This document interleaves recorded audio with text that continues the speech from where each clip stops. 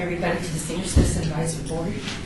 We're excited to have all of you here in our presence, and we have some guest speakers today. So what we'll do, if it's all right with you, Jackie, we'll go through the roll call and we'll let Mr. Howland move him up on the agenda. Okay? Okay. All right. Go ahead with your roll call, Jackie. Chair Heiss. Here. Vice Chair Oberlander. Sure. Member Hinton. Here. Member Oscars. Here. Member Vanderbilt. Here. Member Bates. Here. We have a quorum. Thank you very much. You're welcome. All right. So, without further ado, our guest today. Yes. Let's make sure we do public comment first. Oh, sure. Okay. In order to be. And open meeting laws. Okay. All right. Thank you.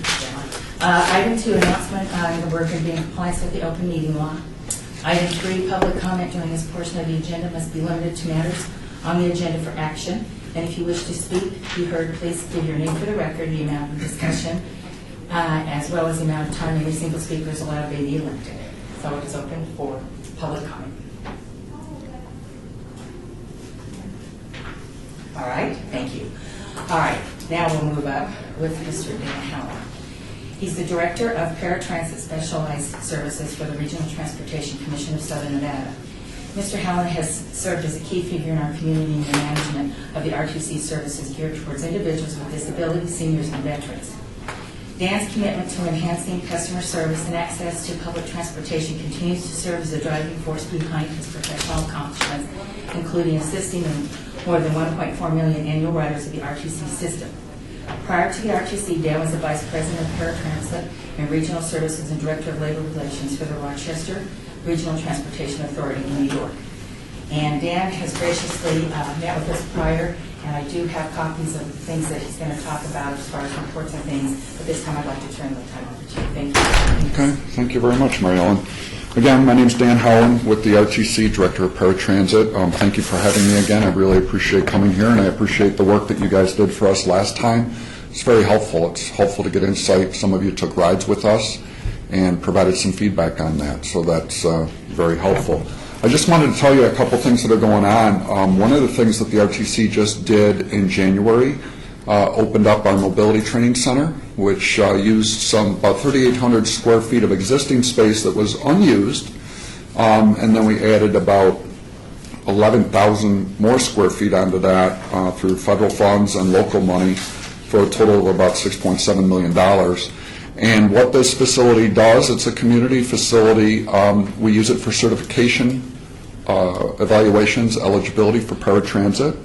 We have an indoor course, which incorporates a little bit of the outdoors at the end, but it's a quarter-mile course. It has various tactile surfaces in it, rocks, river rock, grass, etc., to see if people can go over it. Walkways, 2 mock street crossings, 2 buses, 40-foot buses that were retired and refurbished by our contractor, MV, and one of those is used for the paratransit eligibility certification. The other is used for mobility training. This facility is what people like to say when they walk into it, it's a wow factor. They really can't believe it, because what we've tried to do is duplicate indoors and outdoor urban setting to give people an idea of what it would be like at an intersection in Las Vegas and trying to cross the street and access fixed route service. That's what paratransit certification does. We are there to determine if you can or can't ride fixed route service, whether it be for cognitive or physical reasons or both. And then if you can't, if the determination is you can't ride fixed route, access it, can't navigate it, can't physically get on it, then you'd be made eligible for paratransit. The other component of what we do there, and that's why we call it the Mobility Training Center, is we provide free, voluntary transit training for fixed route. So what that means is we will work one-on-one with you, or groups, depending on, sometimes we have groups that are interested, and we will work with you indoors at our facility and one of the 40-foot buses that we have to introduce people who often are fearful or apprehensive about using fixed route, introduce them to it that way, and then work with them on their own program tailored to them, one-on-one, you know, where they want to go, where a bus stop is located near their residence, that sort of thing, and work with them to actually use fixed route service. And we've been very successful with that, and part of this building is to help people learn more about transportation, their transportation options, and a misnomer, some people think because they're paratransit eligible, if they get trained on how to ride fixed route, that we're going to take their paratransit eligibility away. That is not true. The idea behind what the RTC does is it gives paratransit customers free fixed route access. It's so expensive for us to provide paratransit, so if they can ride fixed route once in a while, maybe it's a trip to the market, which isn't cumbersome for them, or off the beaten tracks their destination, like maybe a doctor's office is, but they can go to the market. That's going to save us money, and it's going to give them a little more flexibility and independence. Whereas for those rides where they need door-to-door service for something that's a little bit more off the beaten fixed route path, they can use paratransit. So this mobility training center is to help people acclimate and learn how to ride fixed route, but it's all voluntary. They don't have to do it. The other component of it is a collaboration between the RTC and Blind Connect, and Angela's House is what they call it. It's a 1,250 square foot space that we carved out for Blind Connect, and what they do, they are the first of its kind in Nevada. They provide training programs for blind and visually impaired people on independent living skills, and we collaborate with them by not only providing the space, but we also, our mobility training department has a program set up with them so that they learn the independent living skills, but they also learn how to travel on fixed route transit if they want to. It's voluntary, of course. So we're really excited about this. We'd love to have you come. If you ever want to have one of your meetings there, I can arrange that, and you can see the Mobility Training Center, and I can give you a tour. And it's a fantastic facility. We're getting a lot of attention over it. But when people come through it for paratransit eligibility or mobility training, they're just astounded at the service that we're able to provide folks in the community. And the other part about it is, as I said, you guys could have your meeting there. We are open to the public, so if you know an agency that would like to come get a tour, it gives us an opportunity to educate folks, groups about the RTC, and then they can have their regular meeting. So, and Mary Ellen has my contact information, and I'll leave some information for everybody here about the Mobility Training Center. But we're really excited about it. It's a great program. One of the other things I'll talk about is that about a year ago, you guys helped us out with some rides that you did and some feedback, and I really appreciate that. I have a secret rider program that we utilize customers for that give us feedback too, but it's great to get people who don't always ride the system to get their feedback once they've learned about it, and they can help educate people about it as well. And I don't know if that's something that you guys want to do again, but I certainly can coordinate that if that's something that you want to do. So I appreciate that. Just to give you a little bit of an overview, we're providing about 1.4 million rides a year. We have a fleet of about 320 buses. We contract with a national transportation provider. Transdev is currently, they were previously known as Veolia, and they provide our transportation. That means they recruit all the drivers, they train all the drivers, they do all the dispatching, they do all the scheduling. I oversee the contract for the RTC, and I have a small staff that helps me do that, quality assurance folks and stuff that go out and observe what they're doing as well, and we provide that feedback to the contractor, and we hold them accountable to measurements that we have. Two of our measurements are 95% on-time performance. So they do 4,000 rides a day. They should have 95% of them within the window that we give, which is a half hour. We tell the customers, your time, we're going to pick you up between 4 and 4:30. They need to be arriving within that window. The other measurement is trips per service hour. We have a 1.77 trips per service hour that we want them to meet. That's for efficiency purpose. I can get on-time performance all day. I can buy it just by sending people out on overtime and getting it. But that's not an efficient service. So what you want to do is you want to be utilizing the vehicles as much as you possibly can, providing safe and efficient service. And that's where the trips per service hour comes in. two of our measurements. So, but the other component, a big component, the most paramount component, is safety. So we have a fleet department under TransDev that services our vehicles, and they do a phenomenal job. That is, and the vehicles are clean. And we're doing a summer readiness program, so they'll do campaigns on the various components of the vehicle that need to be up and running, especially air conditioning. So that's underway. So with that, I'd be happy to take any questions. Yes, ma'am. On the paratransit, I have some people that I don't think they quite understand who's eligible or how they go about it. Do you have information on? I brought some brochures on eligibility process, which I can leave with you. I have several of them here. And I can tell you what oftentimes people think is it's a medical decision. It is. We're not doctors. We don't make medical decisions. For the Americans with Disabilities Act, the whole idea in a small nutshell is can you or can't you ride fixed service, whether it be for cognitive reasons, physical, or both. But meaning, so a bus stop's too far from my house, and with my disability, it's going to take me too long, and by the time I get where I want to go, I'm going to be exhausted. So it's not reasonable for you to do that. Or cognitively, I can't make a bus transfer on fixed route to get to my destination because I don't have the ability to navigate the system. Sorry, Joanne Oscars. The reason I asked that was because there's some of the people, there's different people with different needs. Mm-hmm. And so they get to talking and they say, oh, well, I do this or I get this. And so I think each individual person needs to find out what they are eligible for.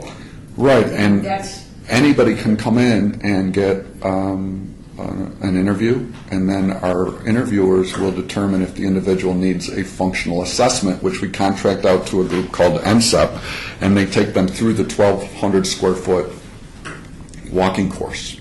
okay. 1,200 feet walking course, I should say.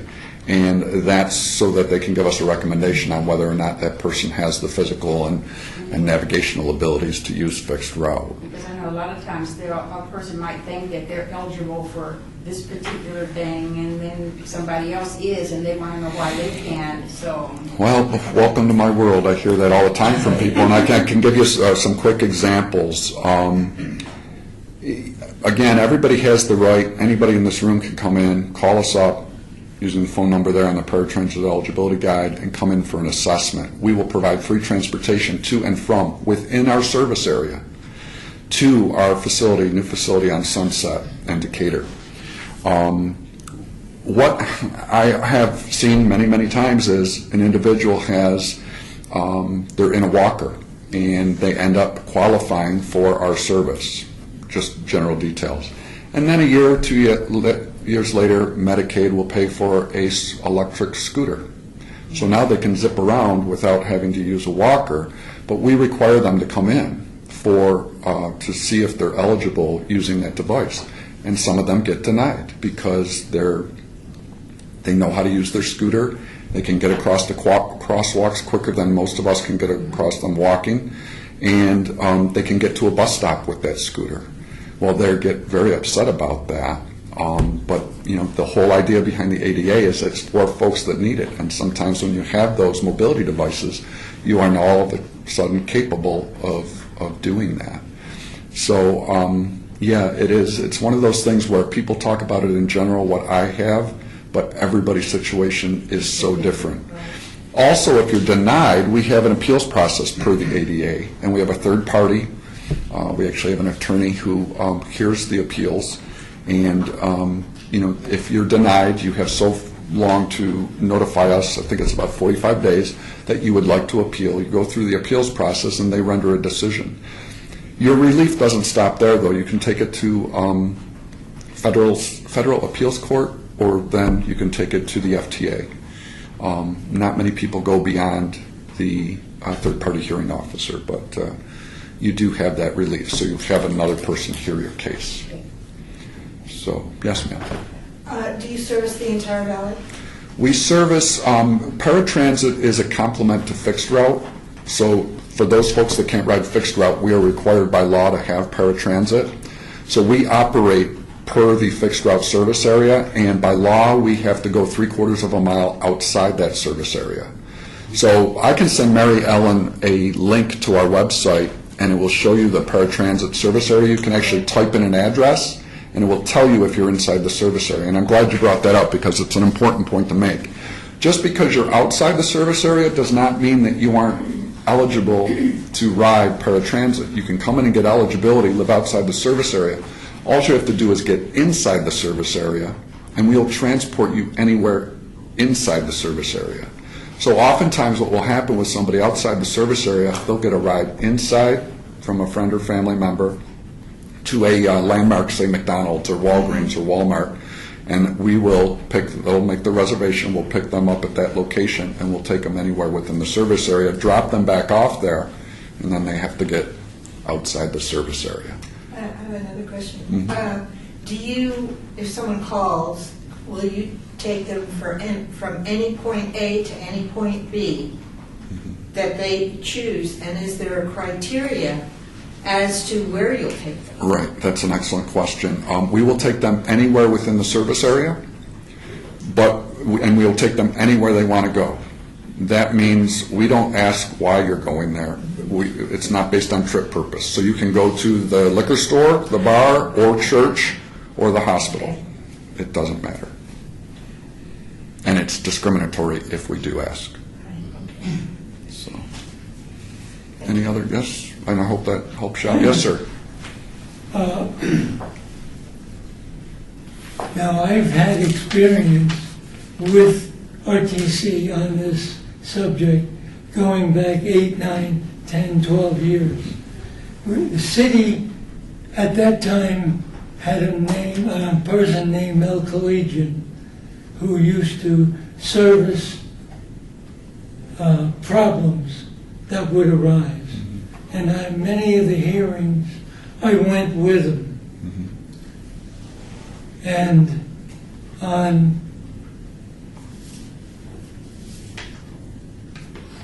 February 4th of this year, a person named Lottie Mae Robinson was waiting for a bus.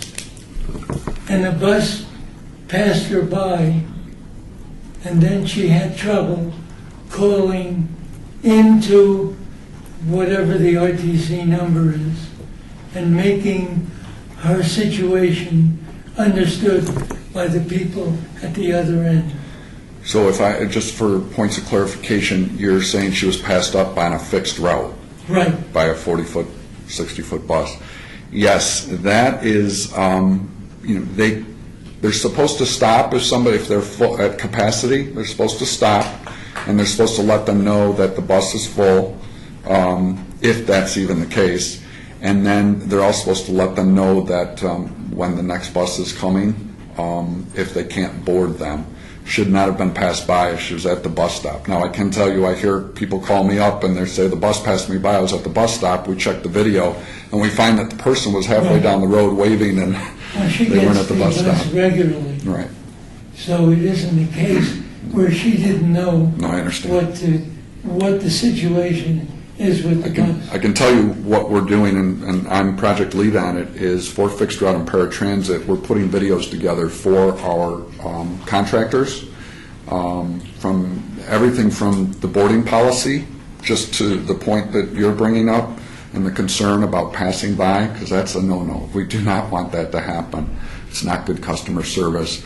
To wheelchair securements, and alighting or deboarding from the bus.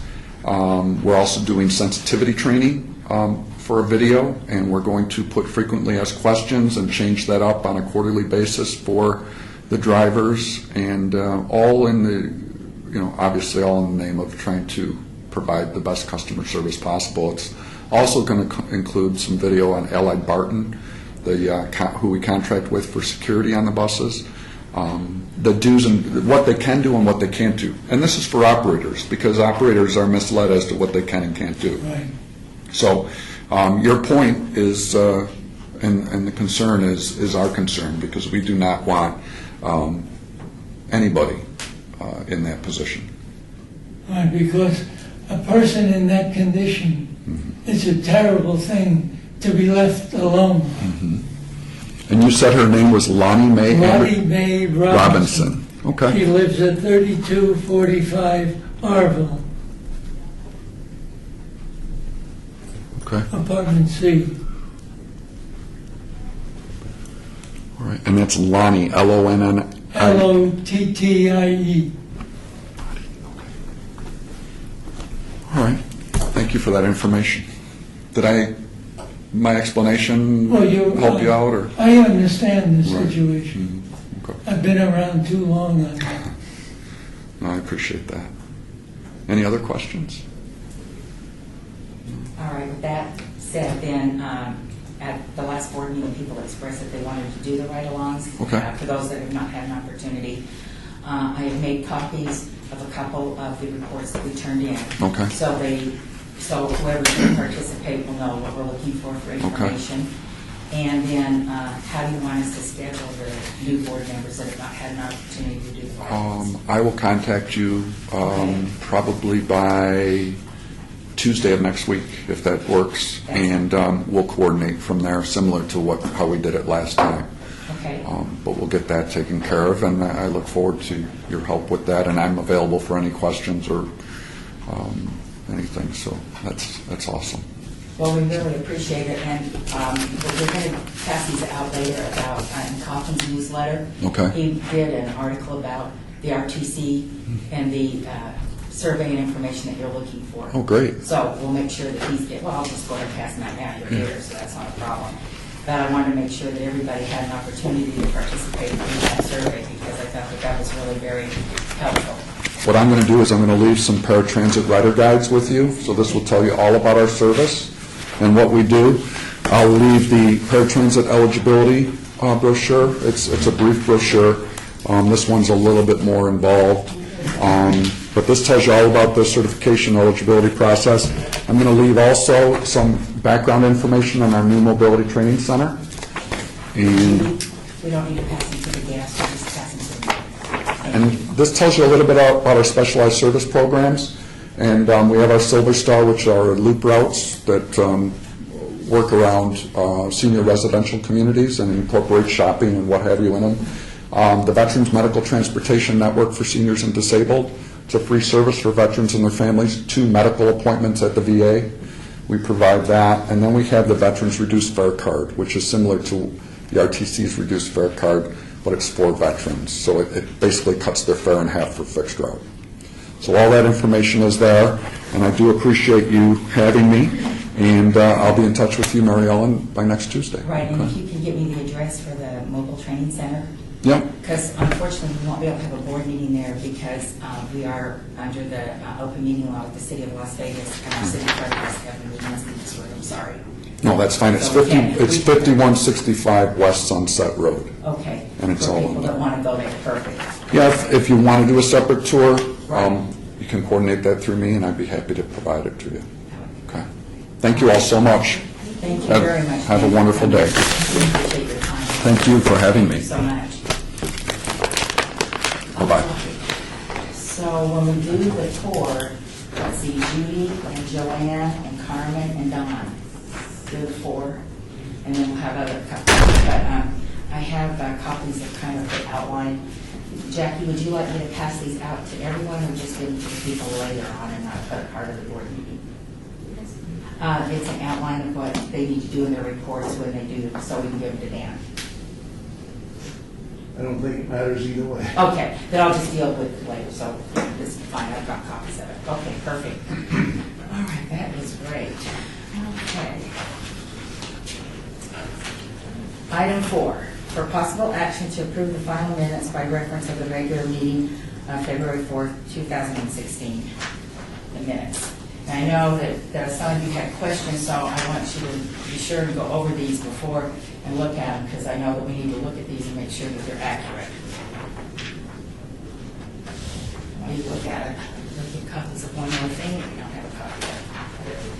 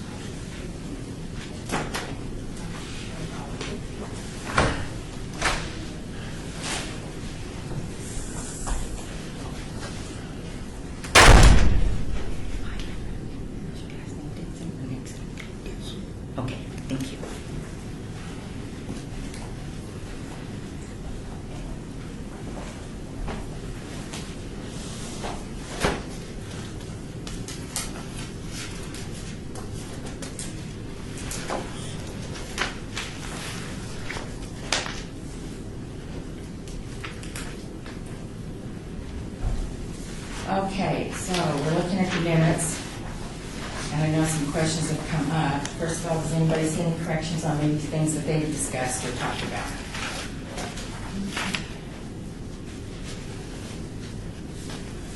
All right, our question to the clerk's office would be, I know that when you do these minutes, sometimes they're not as detailed, and you don't capture everything in writing that we say.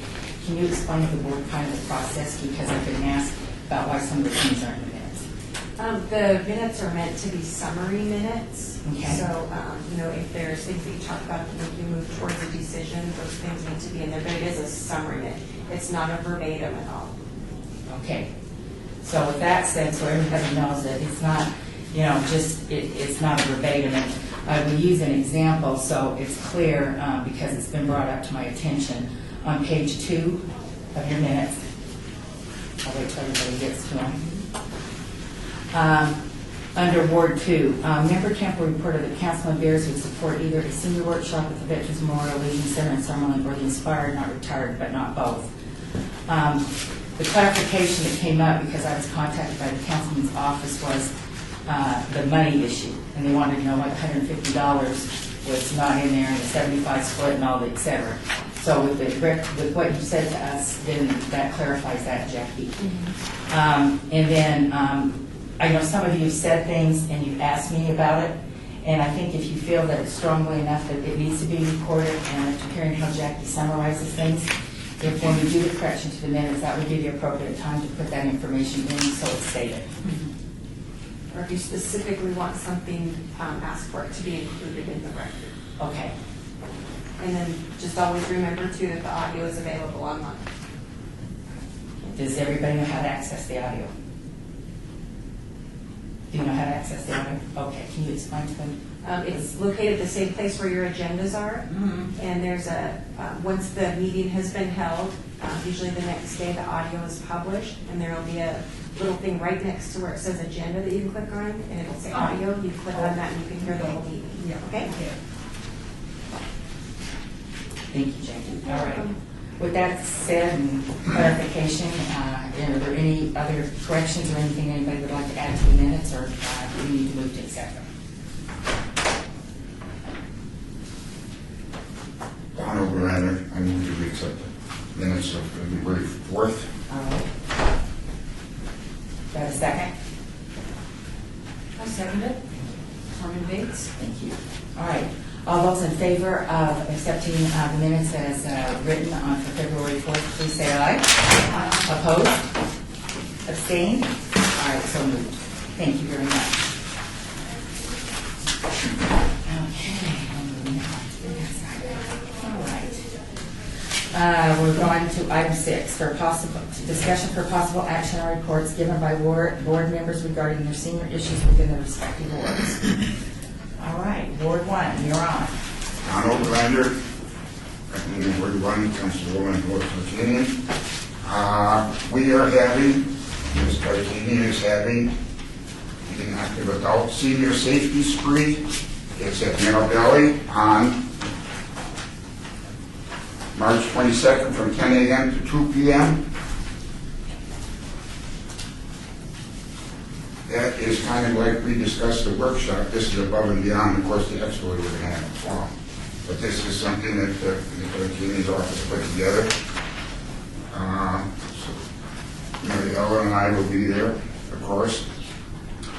Another item that took place in February was our Jamestown Towers anniversary and Valentine's Day party. We served about 80 people, and we served 30-some at 8 at Brent's, and another 100 at Sartini. So we served pretty close to 200 people at Valentine's Day. And the anniversary goes Tarkanian supplied raffle gifts. It was a great day. We had a little entertainment. So that was a really good thing. And Arizona Charity, by the way, I have to give kudos to them. They sponsored it. They gave us so much food. That's why we had food for 3 different places. They just OD'd on food. It was a tremendous outlay from those folks. I will also pass out a calendar if we're going to start sharing information. This Dearborn Senior Center is in Ward 1. And I'll let let somebody else talk later on how we're gonna coordinate all this information that we're bringing in, what we're gonna do with it.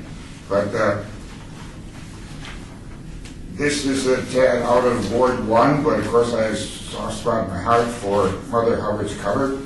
I met with Stephanie Richards yesterday, and Ann got some information from Stephanie, I understand. So that April is another one of their giveaways, their Mother Hubbard's Cupboard. I forgot the date. The next month, we have time, it's in the middle of the month, but I'll let everybody aware of that. But that's all I have to report from Ward 1 at this time. All right, thank you, Don. Just to clarify the coordination of, pardon me, yeah. Do you have the extras over there? Thanks, Judy. To clarify the coordination of the literature, everybody's responsible for keeping their own and looking it over. Is that where you were going with that? I wanted to make sure that I understood. Well, I think we can talk about that more under, like Judy mentioned, a calendar, and then if anything got lost in the shuffle, because it's not practical to really put one together every month, when sometimes our meeting's on the 7th, we got a week already into the month. So our shared program, for lack of better words, I call it that, how are we going to fine tune that a little bit? We should discuss it, maybe put it on the agenda for next month again. Just keep plugging away at it, chipping away at it until we're happy with something that we can share with each other what's going on in the wards. Okay, well, I thought that's what we did with our reports, and I thought we were probably going to keep track of that, so I thought that issue had been resolved. So you would like it back on the agenda? Well, I'm not sure it's resolved, because I thought we were still in the thinking stage on some of that, how we're going to share it. Okay. Okay. So maybe I'm confused, so tell me, I don't know. Yeah, I don't know, because we do the board reports, and at that time, we share all the information, and it's given, and everybody has their board books, and they're supposed to keep everything in them, so I thought we had resolved it. But we can certainly open it up, I mean, if you think that we need to discuss it more.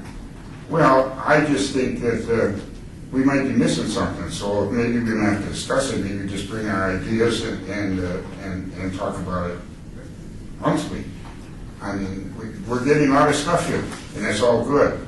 How can we help each other? I'm sorry. Right. But Member Bates, take this for instance, the active adult. I think we should all attend this. Well, that's why I passed it out. Yeah, but see, Absolutely. I mean, we're passing out a lot of stuff, Right. and there's a lot of stuff we won't be attending. We're not going to attend every needle point or swimming class or, but this, I think, is uber relevant for what we do. And I think we should all do our darndest to be there, and I'll be there. So. Well, I didn't mean to slug anybody. No. I gotta be there. But that's what we, And I need to be there. Oh, you said there, yeah. Well, that's slug because I anybody. was called by Lois Tarkanian's office. I mean, there's certain responsibilities I have to share. Sure. And so, Don is his ward. When Coffin's office calls and they need me or to go as chair, the important thing is that everybody has information, and you're absolutely right, everybody is invited, absolutely. But as a board member, and this is something we're going to have to kind of discuss at some point, and we'll do it later about commitments, because we need to really pay attention to our commitments, because we're slacking on some of our stuff. And I've had answers to the council about things. So I think it's important that whatever people can attend, they do. And absolutely, it's important because we are a board, and there's only 8 of us. Yeah. So yes, you're absolutely right, Carmen. So, I'll be there. Thank you. Okay.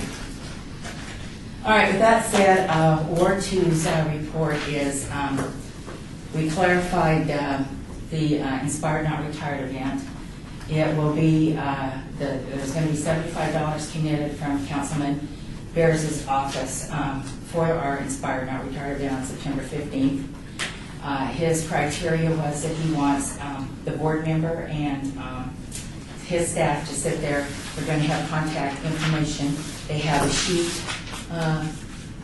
that Vicki will comprise, and it'll be the information the board wants for that event. And then he wants that turned in, and he requires that there be 15 or more people from his ward that are not related to or current on the board to be a part of, not to be a part of that 15. So he was very clear in his criteria.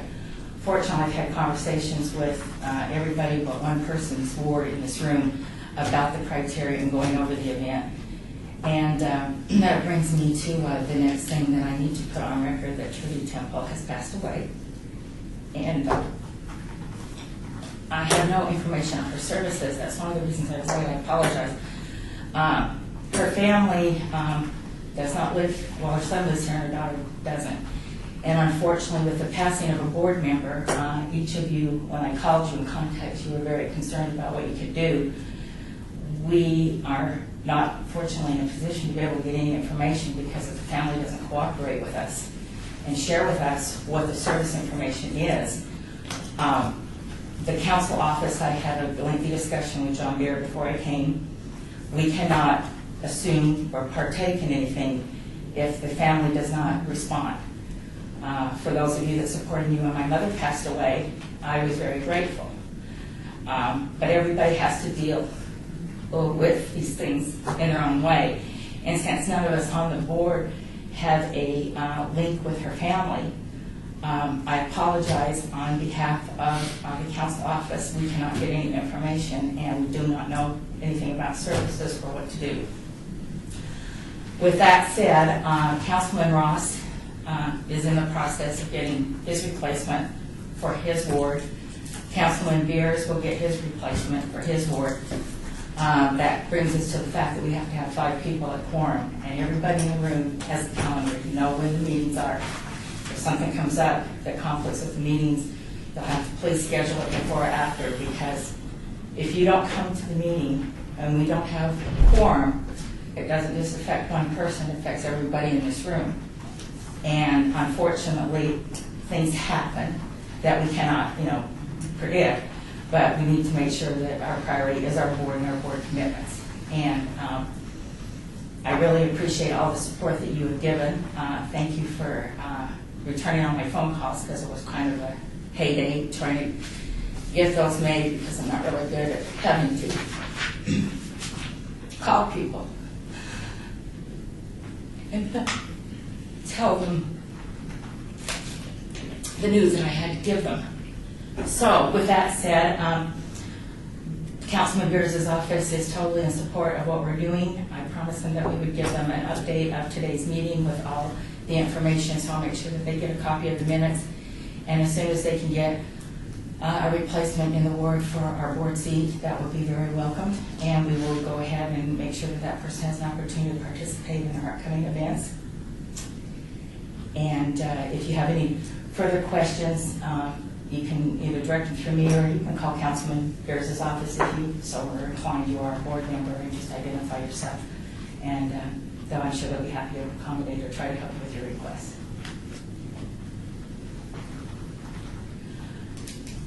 Ward 3. Ward 3. Presently working on putting together a Ward 3 senior housing contacts list, which means, well, this is how I'm going about it, calling them directly. Hi, who does your newsletter? For introducing myself, letting them know what the board's about, and then going on to whether they have transportation, who does their newsletter. That way it also paves the road for the Inspired Not Retired, because then that way I can have email contact with them, let them know when it is, how many people do you think will be coming, or can you get a sign-up list? And I just think it's important to start now. So this is what I'm doing to prepare for Inspired Not Retired. Last meeting, Vice Chair Oberlander mentioned about the Southern Nevada Regional Housing Authority, that they had a newsletter, and I checked online, and they do. And one item of interest was NevadaFreeTaxes.org, and that you can get free tax preparation for anybody. I mean, this is the season, so people might be asking. Refer them to that. Also, with respect to Inspired Not Retired, I'm compiling a soft list of vendors for people to invite. So I think we can be going over those as the months progress, so that we're more ready. I was able to reach out to Councilman Coffin's office, Susan, and she was able to put me on the list to receive the other ward newsletters. Great.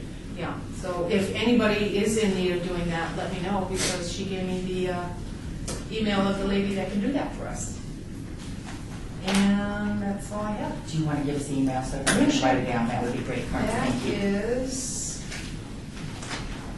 well, it's a phone number. Oh, okay, that's fine. Margaret Kurtz, Kurtz. Office number 702-229-6993.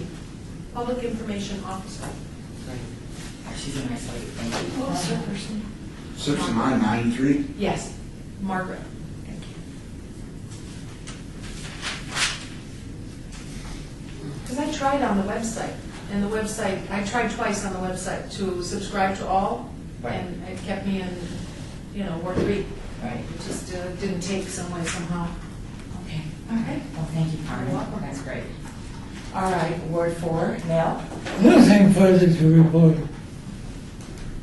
I'm sorry, I didn't quite hear that. Nothing further to report. All right. I had a great conversation with Anthony Ruggiero this morning. So he is in full compliance. He's going to, they're going to participate with the Inspired Not Retired. And they want to be able to assist in any way. So my suggestion to him was is when he sets up his table this year, with you sitting there and he and Becky, because they did come down last year, we'll do the same format and he will work with Christy Garnis financially to get whatever needs to be done, because we're going to go kind of over what we want to do for the event. But he is very willing to support it, so That's good. yes, it's great. Thank you. All right, Ward 5. Joanne Oscars. I went to a 3 Square meeting last week, and they informed us that they are thinking about making one of the places where we pass out food open to the public, which would mean that people living in that area, Ward 5, would be able to come in off of the street. But I asked them, well, how would that work? Because we already have, like in that particular place, 236 units. It's a lot.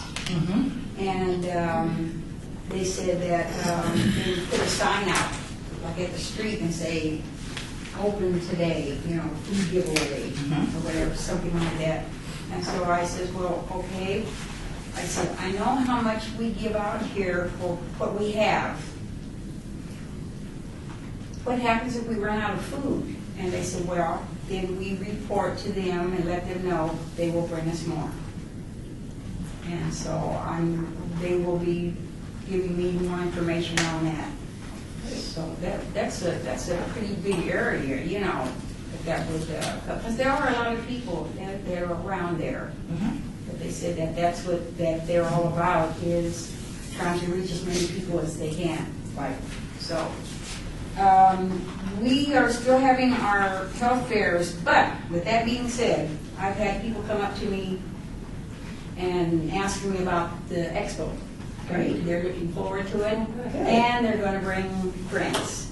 Great. They ask me that just about every week now. So I told them that I'll let them know. Of course, the food stamps, the phones, the energy assistance, and that's another thing that's open to the public. And we're having that on the 22nd. The 22nd of March.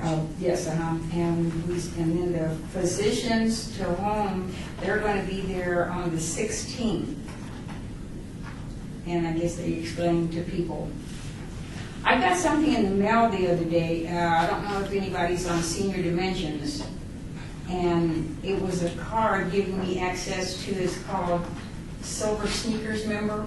It's a health fitness place. And so I'm going to look into it and see what it's all about. So,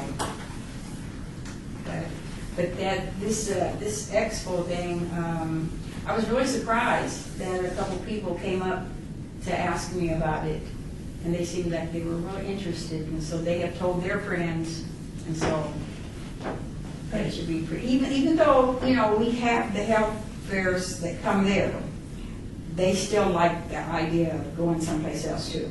Great. So, The date was set. I don't know if you knew No, that. I didn't. September 15th. okay. Yeah. So that way you can report back to them. Right, and there's an email probably somewhere in your box that has copied you in your council ward. So everything's all the date and It's all in there. And I've talked to Councilman Barlow and to Joe Aguirre. So no problem. And then you feel better about the parking. All right, great. All right, thank you. All right, Ward 5, Councilman Ross. I shared with you that he is going to be filling his seat. He's looking forward to having somebody on board to be on our board for the April meeting. So he's actively doing that, and he is open, very open and excited about the expo as well. So the new person that replaces our board member, Nikki Moore, will be involved heavily with that. So that will be great.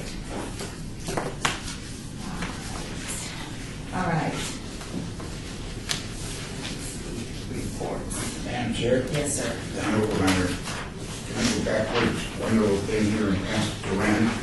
Oscars, did you, I put stuff together for you from Deerfield. Are you going to share one of those with everybody? Yes, Is that enough? I think that I Oh, already did. all right, Yeah, all right, yes, all right. thank you. I missed it. Oh, okay, so we have a Deerfield. Where is that?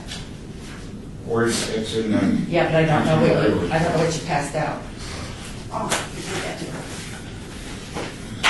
Oh, okay. it's just some of their doings. I had a meeting with Stephanie Richards, so I picked Gotcha. up some stuff. Oh, so this is one thing. Do you need, the deputy clerk's going to need a copy of this? No, I just did it. Yeah. Here. Okay, thank you. Yeah, when we pass these out to the board, we need to make sure that the deputy clerk also has them. Thank you. Here, give her this. I got these for everybody. This is from RTC. And it's convenient little information thing that you keep in your glove compartment. If Okay. something goes wrong in traffic, Oh, great. at least they know who you are. Okay, yeah, that's a gentle reminder that anytime we pass things out, we need to pass them to everyone on the board and make Good. sure that, you know, the deputy clerk has them because they're required to have the paper trail, correct? Yes, and we publish, so the public can see it. Okay, great, thank you. Okay.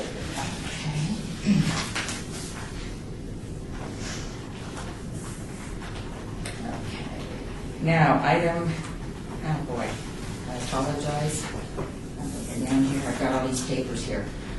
All right, we are on item 7, discussion for possible action regarding the logistics of the Inspired Not Retired Expo event scheduled for September 15, 2016.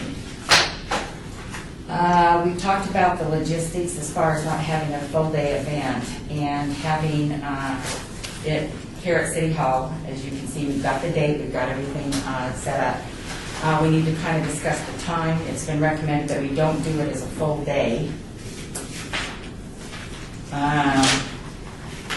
Carolyn Goodman, I contacted her office, and she will, like last year, she will be in the council chambers at 9 o'clock to welcome everyone. So I think what we need to do is decide about the logistics, because I've got a vendor form that we're going to have people do, and we need to make sure we have the times and everything that we want to do. So let's have some discussion on what we think about the time frame.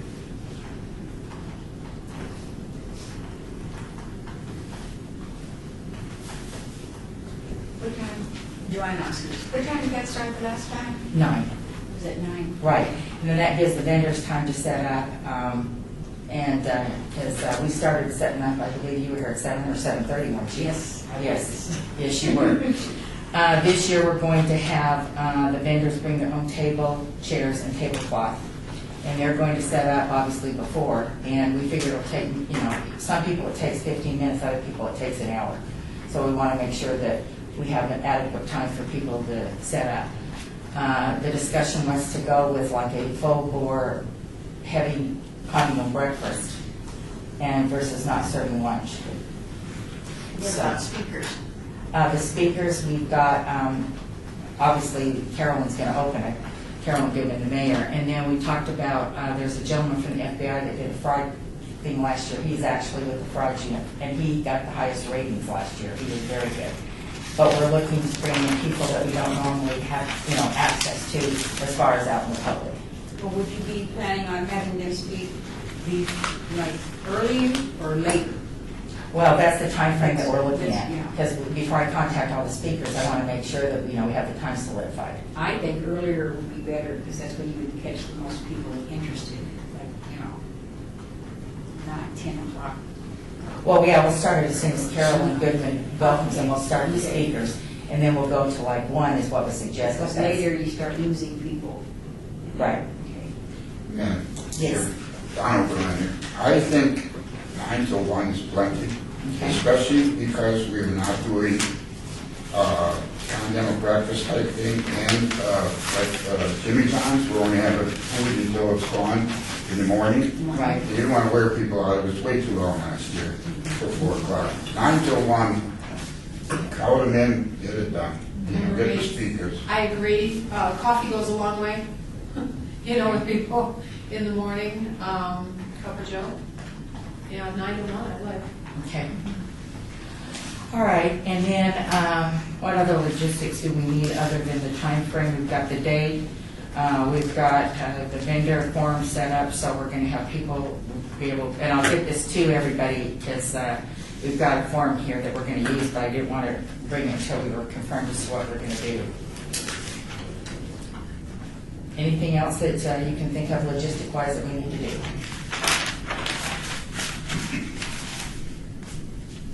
Okay. The tables will be in the same place. That will be up to, yeah, it's going to be in the same area. One of the concerns that Dawn and I shared, and Ann Capone stayed with us last month after our board meeting and visited with us about, we have a concern because it's hard to get the speakers in from the vendors into the council chambers. So, but then you have the speakers out, in the main area, you can't control the noise. So, and Ann, you're welcome to speak up because you were very helpful in helping us after our board meeting last month, so. Did you get any feedback on it? And if you want to be heard, you'll need to come. Oh, yeah, if you could please come to the table, Ann, that would be great. Thank you. We appreciate your support. You're great.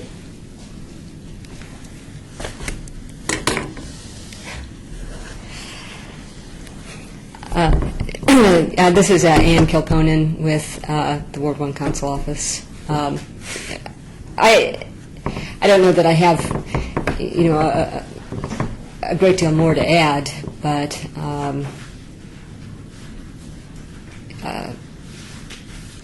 it does seem like keeping some separation, though, that you had last year made some sense in terms of the speakers being able to get the full attention of the people in the audience, and not having it divided with the vendors. Okay. And that's pretty much the consensus I got from some of the assistants that I visited with about it. So, as far as the ward tables go, do you think they were set up in the cafe? Do you think that was a good place for them to be and for them to have their opportunities to talk to their constituents? I thought it seemed to be a convenient location because people were, would pick up food, and it was an opportunity for them to pick up some of the other brochures from the ward offices and talk with the council people and their staff and the senior advisory board members. Okay. All right. Any other information? Anybody else? All right. Thank you very much. And you can stay there, Ann, because you can talk anytime you need to, because we really appreciate your input. You don't have to keep moving around. Thank you so much. I appreciate it. All right. Discussion. Item 8, discussion for possible action on senior of the quarter for recognition at the April 20th City Council meeting. Did everyone keep a copy of Janet O'Donnell's nomination that was submitted prior to this meeting? I think I still have it. Well, I mean, the other board members, because that's what your board books are for. And each time, if you could please bring your board books, because we need to make sure that we keep copies of all of our items. So we need to pass these out again. Okay. All right, and then we also have Michael, I don't want to couch again. I don't want to mispronounce his name. So we'll go that way. You want to go ahead and pass that over? That's great. So we have two nominees for this, for Senior of the Quarter.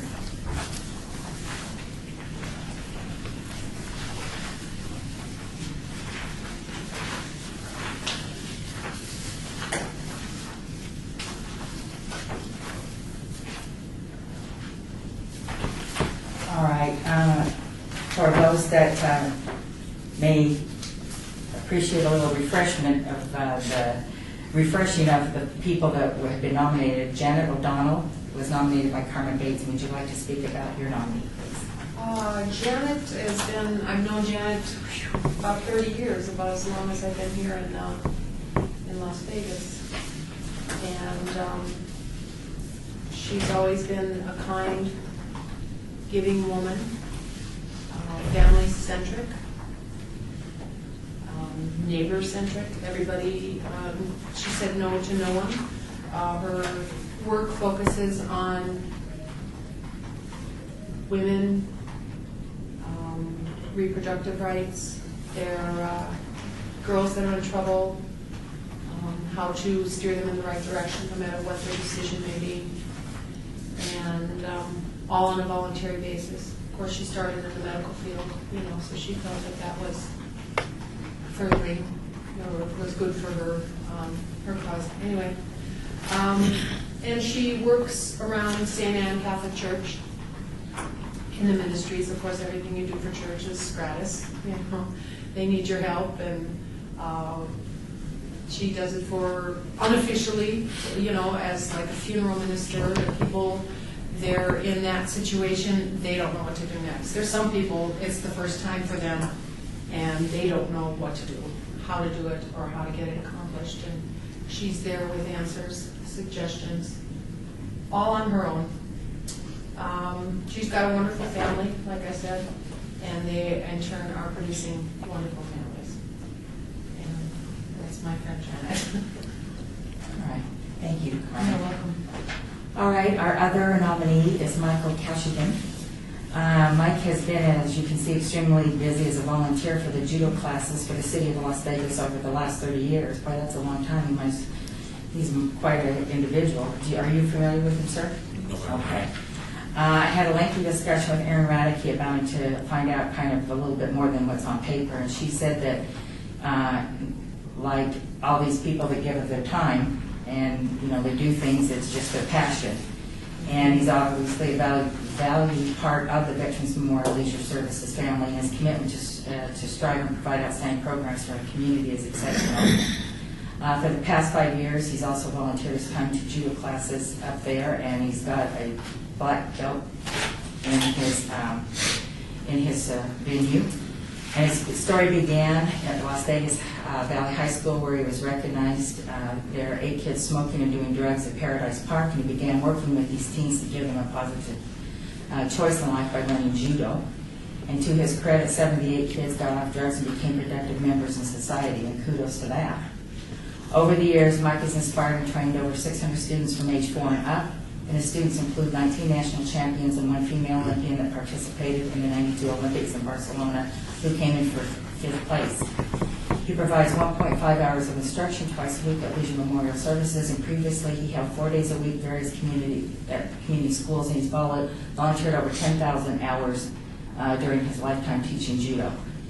And he's a very humble man, and he continues to reach out to others. So I think this is great. As I said in the past, it's important we have nominees come forward so we have a choice, because that's what the Senior Recorder is for. It's a nomination of the people that we are recognizing, and it's nice to have choices. And as I spoke with some of the folks in the council, they're going to look towards you to go out and to search and get people in your wards, because we've not had the opportunity to get some people from your wards, and so we're looking forward to having more people and more nominations. So with that said, is there any comments or questions about either of the candidates? Madam Chair, Yes, Don sir. Overlander. I remember the last quarter, Mickey Moore submitted a nomination for a candidate.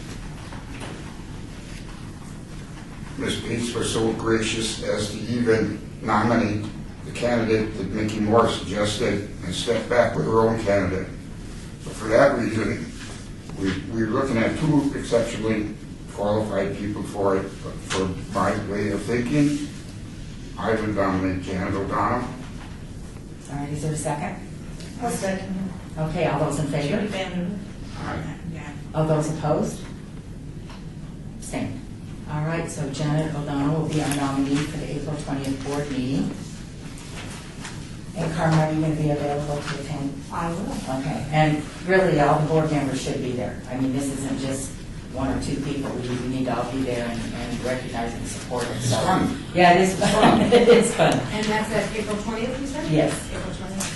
And it's here at City Hall at 8:30. And she's notified some way somehow, right? Right, I'll call Okay, her. Yeah, I talk, and then I'll let you know when I get a hold of her. Okay. Yeah, I'll call her, because we send a letter, but I always like to make a personal contact, because, no one that's nominated knows that they've been nominated. Right. And so the process we want to make sure is in place, so then as soon as I talk to her, I'll let you know, and it'll be Okay. then followed up, so. Thank you. Perfect, well, thank you. And this is great for the nominations, we're very appreciative. All righty. Item 9, update on board stationery by Leonard Dixon, who's here with us from the Office of Community Services, and I understand you're the grant coordinator. Yes, ma'am. I'm Leonard Dixon. I'm one of the grant coordinators for the city.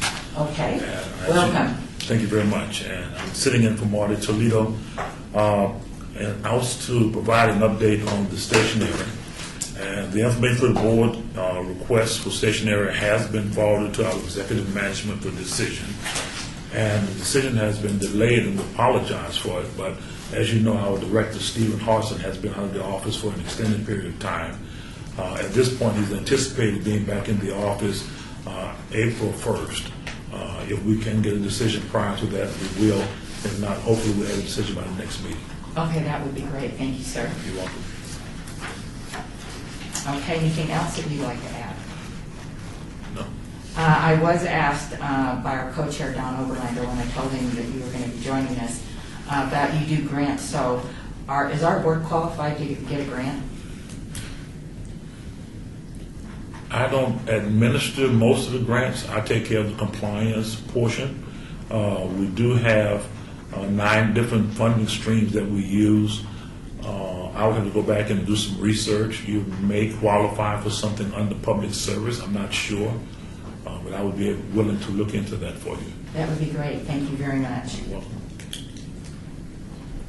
That would be great, thank you. And our next board meeting is the first first Thursday of April, so if you could, and you're welcome to come. I mean, even if Marty said it's not a problem, you're welcome to come and join us, and then you can update us on that information. That would be great.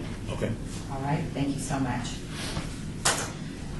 All right, item 10, discussion regarding topics for future agenda items by the board. Comments made during this portion of the agenda by individual members shall refer solely to proposals for future agenda items, and any discussion shall be limited to whether or not such proposed items are within the preview of the board and or whether such proposed items shall be placed on future agenda.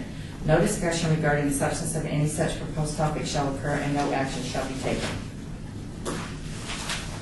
Madam Chair, I have something I would like to put on the agenda if it's possible, what might be the legal opinion from Mr. Steve.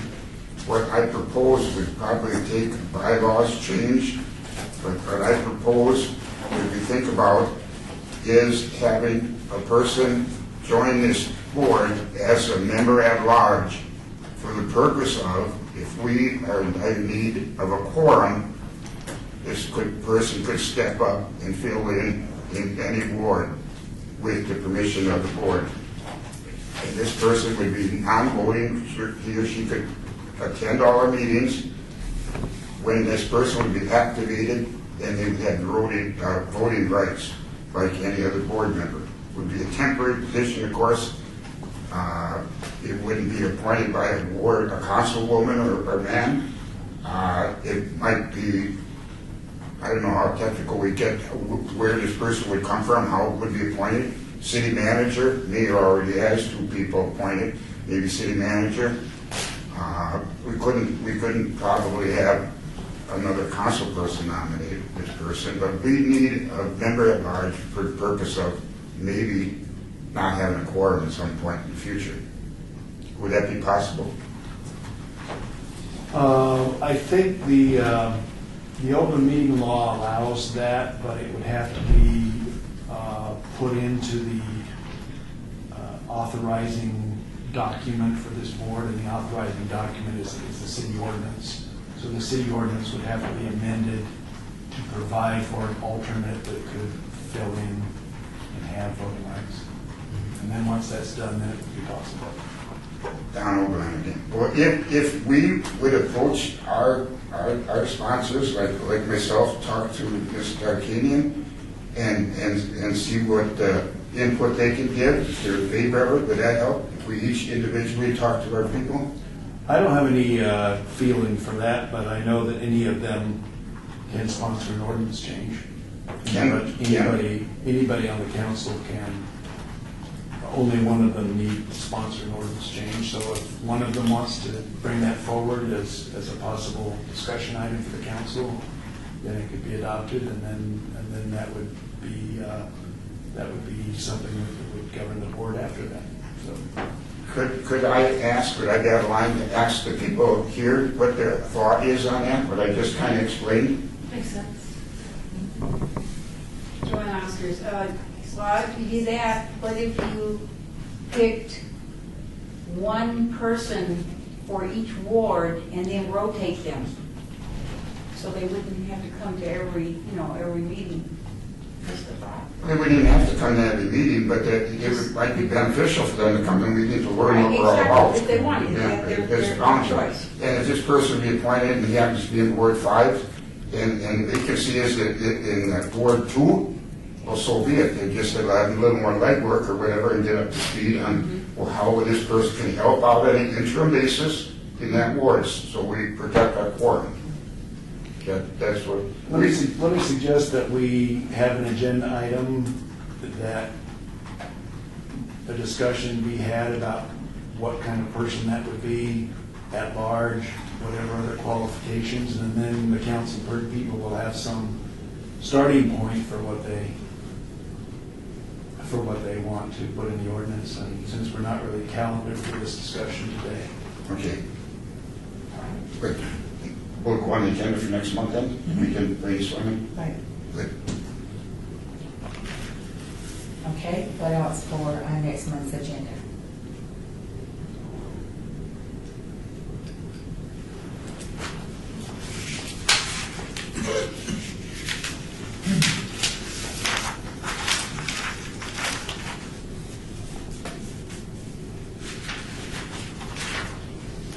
Okay,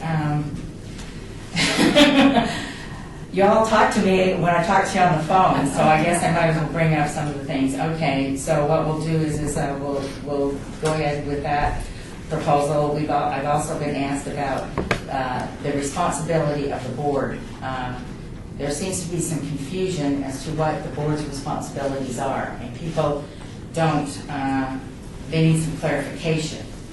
So with that said, we will put down board responsibilities, and this will be a good time for when we have new board members coming on board. We'll review what the responsibilities are, what people are doing, and kind of an overview.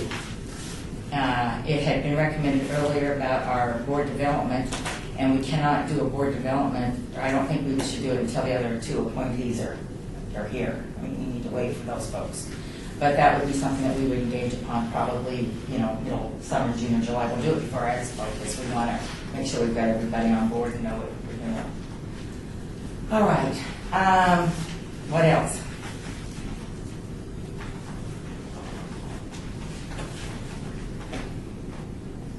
Okay, we're all clear on what we're going to do for our future agenda items with our board reports. Yes, Dal? If there's nothing else, I wanted to make a suggestion for Sure. future agendas. I've advised a lot of boards over the years, and most boards do not have a general item like you have on number 6. Most other boards have very specific items. There's nothing wrong with having a general item like number 6, but what I encourage is that the agenda go from specific to general, so that, for example, today we're so excited about the expo, but we want to keep mentioning it every time somebody has a ward report.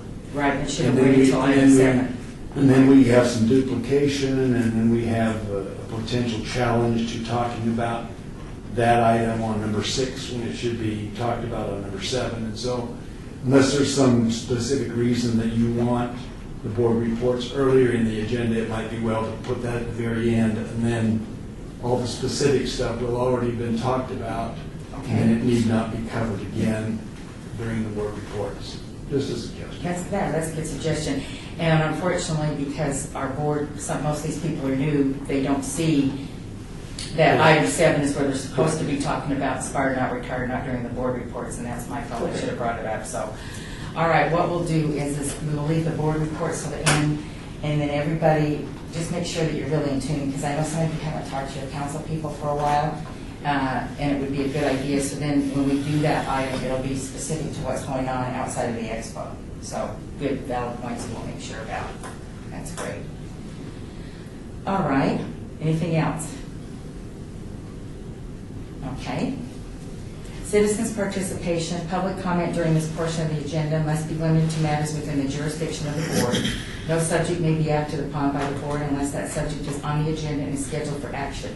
If you wish to be heard, please give your name for the record, the amount of discussion on any single subject, as well as the amount of time any speaker is allowed, and it may be limited. Go ahead. Yes, Leonard Dixon from the Office of Community Services. I was asked by Marty Toledo to remind the board that there is a homeless services facilities tour on the 9th of March starting at 9, and the assembly point will be at Palm Mortuary, the north end of the parking lot. And I do have the tour route that I can give you. Right, yeah. Do you have copies for everybody? He didn't provide them. I will make sure we have copies as soon as we can get those done. Okay, because we're going to need to have that as part of the deputy clerk's attached paper trail. So I'm going to 4, 5, 6. Thank you, sir. You're welcome. I got that last month. Yeah, we did get it last month, so. Okay. I mean, I have mine, so. Did Marty ask you to hand it out? He just wanted me to remind you. Oh, okay, all right, and everybody has copies? Yeah. Oh, then you don't need to do that. Do you need another copy, Jackie? Okay, all right, thank you, sir, we appreciate the information, thank you so much. Okay, all right, citizen participation, anything else that we would like to add? I will go ahead, I had a very nice conversation with Ronnie, who is over at Centennial Hills, and she has prepared for us, and she's going to continue to prepare for us each month, a report from the Parks and Rec Division about, and I'll make sure that it's on the agenda for next time, so I'm passing it out for the public comment. I will make sure that they have their information passed out, because the Parks and Rec folks have a lot of things going on. Two more, is it this? Go ahead, take it. I'm pretty open for like reminders and forgot to make up the board, I apologize. Anyway, so that is, and that's going to be a monthly report from the Parks and Rec Department. So we kind of have an idea of some of the things that are going on in a nutshell at the different centers. And like I said, Ronnie Fuller is with Centennial Hills Active Adult Center. So we have that information. Anything else? We didn't hear from Judy. Well, the mayors don't, we've not given reports, so how would you like that handled? And I've been in hospitals for a month, so I'm not really on a good age. So what we'll do is we'll include the mayor's reports, because we can do that, that's not a problem, because we don't have a ward report from that. But we will go ahead and facilitate that. I'll make sure that we're added to the agenda. Okay. All right. Anything else from anyone? No. All right. I need a motion to adjourn, please. I make a motion that the meeting be adjourned. All right. Second. All those in favor? All right. Aye. Opposed? Abstained? All right. Thank you. The meeting is adjourned. Thank you very much.